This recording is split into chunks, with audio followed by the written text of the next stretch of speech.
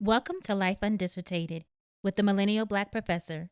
I'm your host, Dr. Tasha UN Kelly, yours truly, for making it make sense by making it plain.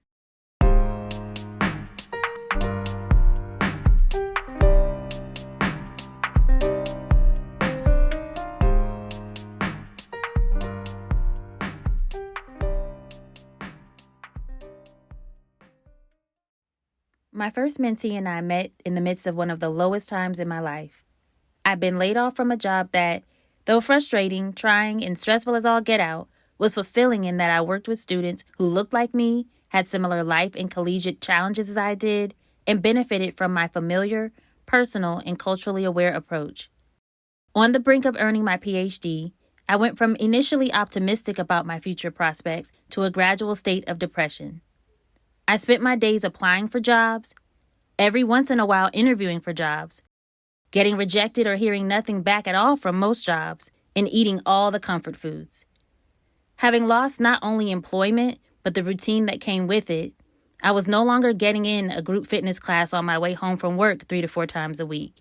I didn't have those endorphins providing me with a much-needed boost, and I wasn't getting the rest that came from being tired and feeling that good kind of sore. Y'all know what I'm talking about. I was up at all times of night and simply didn't feel well or myself. So when I received a message from a young Black woman who identified herself as a recent graduate of my alma mater and indicated she was in search of a mentor, my first thoughts were, mentor? And why me? I learned that Tommy, my now mentee, was in communication with a Black male leader at my graduate institution who suggested me as a mentor. I'd met this individual maybe a handful of times, if that, more like 1 or 2, causing me to continue to wonder, why me? Of all people, what would make him think of me? Then, and even sometimes now, when I'm approached about mentorship or I notice it's occurring organically with someone, I often say, I don't know how I'm supposed to mentor someone else when I'm still trying to pull my own life together. Of all the times I've felt that sentiment, it was especially true with Tommy. How could I, an unemployed college graduate on the cusp of moving back home with her father, be of any service to her? Before we go any further, let's talk about mentorship for a sec. One dictionary provides a basic definition of mentorship as the advice and help provided by a mentor to a less experienced person over a period of time. True, but mentorship can be, and often is, so much more than that, especially when you consider that the sought-after guidance isn't always concerning professional matters. Mentorship can apply to several aspects of one's personal life and looks different depending on the individuals involved in the mentor relationship, the areas in which mentorship is requested or most needed, and can evolve over time based on personal development, newfound perspective, and new areas for growth. This is why, when discussed and studied in more depth, researchers are often hard-pressed to identify one agreed-upon definition.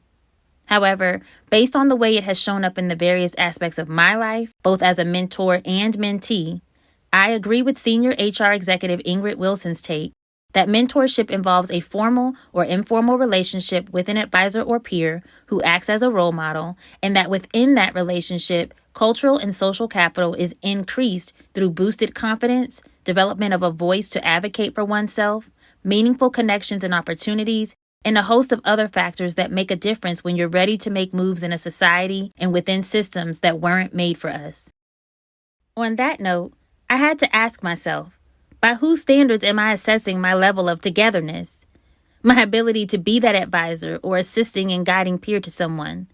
One of the greatest self-reflection tasks my therapist ever gave me was when I was selected for 2 speaking engagements and, despite writing an entire dissertation on the topic, felt woefully underprepared and crippling anxiety at the thought of it. My therapist, a Black woman, tasked me with writing down each of my accomplishments, academic, professionally, or otherwise, and be ready to read them aloud during our next session. Writing them down was cool. But being raised in a household where the response to earning my PhD was, now don't start thinking right much of yourself, Latasha, and even the classic, well, you're not a real doctor, an ingrained, unnecessary, and unnerving level of humility often kept me from even acknowledging my title out loud, let alone an entire list of achievements. But healing was and is the goal, so I did it anyway. And by the end, I was like, sheesh. We often minimize and even undermine how much we've done for the sake of, quote unquote, staying humble or remembering where we came from. But how is that serving us? It's not. Which is one of the core pieces of advice I share with my mentees. Know your worth and be ready and proud to talk about yourself, what you've done, can and will do, what you bring to the table, and say it with your chest.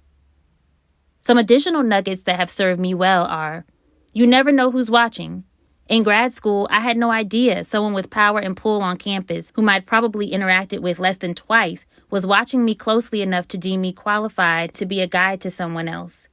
Who knows what other rooms he may have spoken my name in that contributed to my success on a predominantly white campus that historically grew and prospered off the labor of enslaved blacks. Advocate for yourself. If you don't, who will? Also, don't count your own self out. You can't get the job, get accepted to the school, get awarded the scholarship if you don't apply. Don't talk yourself out of an opportunity. To be clear, this is about opportunities that we are avoiding going after due to self-doubt and letting that voice in our head get the best of us. This isn't about just applying to any and everything with no rhyme or reason, because the MVP is about preserving our time and energy, resting when necessary and as much as possible, and being strategic about our efforts. Mind who you share your business with. One of my mother's favorite scriptures to partially quote is Matthew 6, verse 3. Do not let your left hand know what your right hand is doing. From childhood through our adult lives, she has consistently warned my brother and I to be careful who we share things with. Sound advice, but I've learned that sometimes even more than holding information close to the vest is the significance of discernment, the ability to weed out who should and should not gain access to you, your goals, aspirations, dreams, and your plans. Everyone knows I'm a talker, so I'm inevitably going to share my news, good, bad, and ugly. But I've learned to be mindful of who has the privilege to partake, focusing on the individuals in my life and circle that are truly for me, want to see me win, and are genuinely here for me when I don't. Be yourself. Be and show them who you are at all times. Your dress, your style, your walk, your talk, your hair, your nails. We often hear representation matters. You are that representation. Finally, one of the best pieces of advice I've provided a mentee is this: no doesn't need seasoning. As a people, we are known to season everything and season it well. So much so that there are memes about us seasoning our laundry and bathtubs. I know you've seen them. As a people, we do so much and I love it. But the one time we can do the least is when we reclaim our time by saying no. We often feel we have to give a little something with our no. Pepper it with a list of prior obligations. Salt it with promises for later. Because we're concerned about the other person's reaction. But in the words of artist Tony Jones, how others react to my no is none of my business. Ask yourself, what happens when I say no? The person, organization, or other entity on the receiving end may take it well, or they might be taken aback, offended, disappointed, especially if saying no is unusual for you. But guess what? They will be okay. They will move on and find your replacement, an alternative solution, a way to move forward without you or your contribution.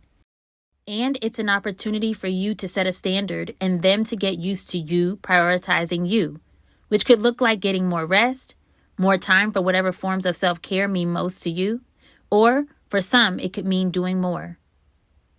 We tend to think about achievement and accomplishment in terms of saying yes. Instead, I started thinking about all the things I wouldn't have experienced if I hadn't said no. Would I have had time and energy to plan a wedding in 4 months, get married, and move across the country to start a life with my husband if I hadn't said no to volunteering for that work project? Would I have had time to spend with my 5-year-old nephew before the move if I'd agreed to teach another class?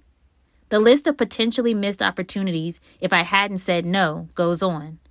When I reframe saying no as allowing me the grace and space to explore other aspects of my life, I make myself available for a world of new experiences. Since Tomi, I've gained more mentees and, with each interaction and every bit of progress they make, have gained confidence in my ability to leave them with something that positively impacts their lives.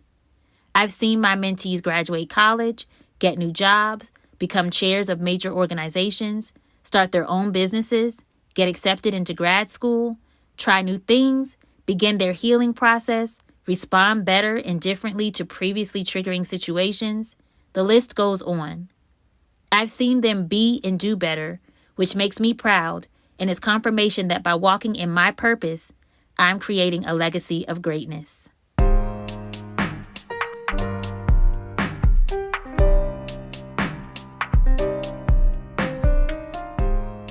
If you enjoyed today's episode and want more, be sure to like, rate, and subscribe.